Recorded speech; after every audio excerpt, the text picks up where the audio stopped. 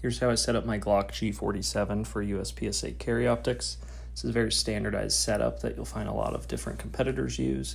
Helps keep that Glock reliability while making some performance improvements. Sure, you understand what's fire.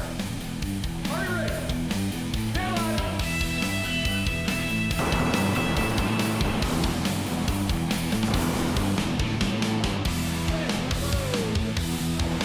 Go clear.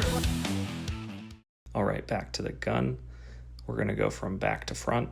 First up is the Speed Feed Pro from CH Precision.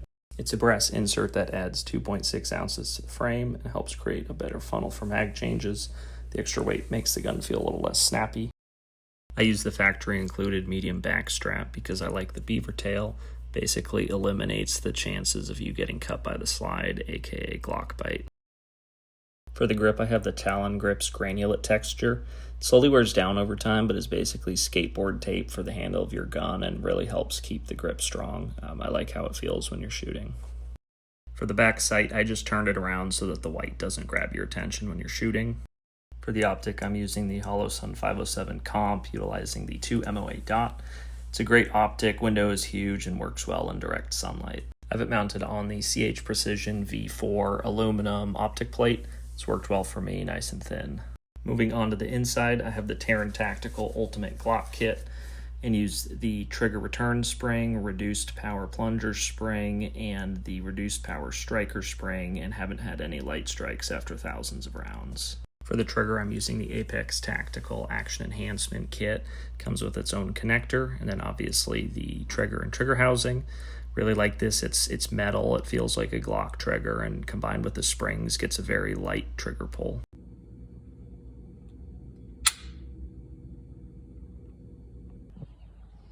Here's the G47 before I started modifying it.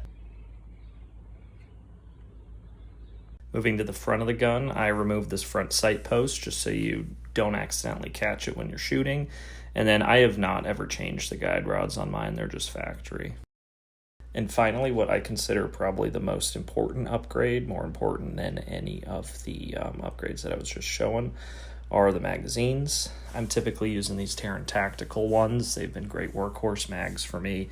It's just your standard 17 rounder plus a base plate that gets you +5. For reloads, I'll stick 22 in there, but if I'm starting out a stage loaded, I'll go 23 and then put one in the pipe.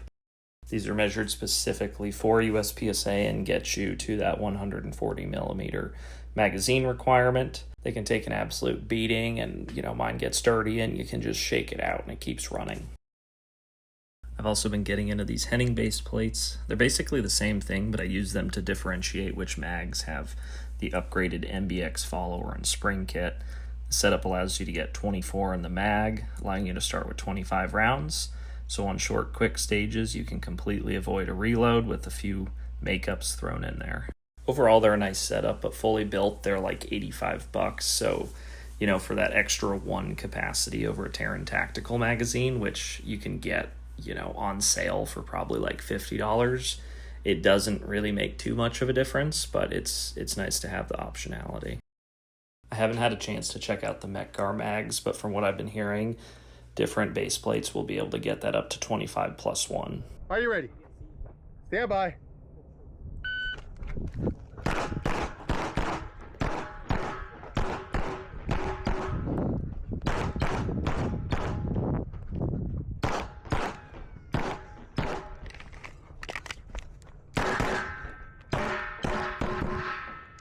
You're finished, so clear.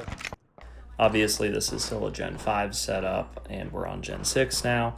I haven't jumped on the Gen 6 train, but when I do, it's just going to be a G17 that's outfitted very, very similar to this, probably just about all of the same parts manufacturers added on.